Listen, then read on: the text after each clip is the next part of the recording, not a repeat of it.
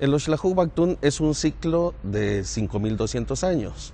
Inició el 3113 a.C., según fecha establecida en Quiriguá, se registra en la estela C de Quiriguá, con el 4 Ajau 8 Cumcú, y finaliza este 21 de diciembre también con el 4 Ajau o 4 Ajpú 3 Canquín, e iniciamos otro ciclo de 5.200 años. El Oxlajú Bactún está registrado en Quiriguá, en la estela 13 decíamos, que registra 13 Bactunes, 0 Catunes, 0 Tunes, 0 Huinaques, 0 Días, con 4 Ajau, 8 Cumcú. Y esta misma fecha es para el 21 de diciembre, solo que con la diferencia es de que es 4 Ajau, 3 Canquín. E iniciamos otro ciclo. Pero en sí el Oxlajú Bactún consta de varios ciclos. El primer ciclo es de un día que comprende día y noche. El segundo ciclo es de 20 días completos, que se le llama Huinac. El tercer ciclo se le llama ciclo de los tunes, que sería de 360 días. El cuarto ciclo es el de los catunes, que serían 20 años de 360 días. Y el quinto ciclo, que es el de los bactunes, que son de 400 años de 360 días. Si anteponemos el 13 antes del bactún, serían 13 por 400, que equivaldrían a 5.200 años tun. Y entonces el 21 de diciembre cerramos este ciclo de 5.200 años que inició el 13 del 3113 a.C. y finalizamos ahorita en esta fecha mencionada, para iniciar otro ciclo de 5.200 años.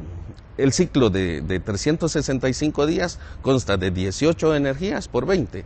18 por 20 son 360, más un día que le llamamos Guayep de 5 días equivaldrían a 365 días. Estas dos cuentas, del de 260 días más el de 365 días, se combinan, y al combinarse una fecha se repite a cada 52 años de 365 días o a cada 73 años de 260 días.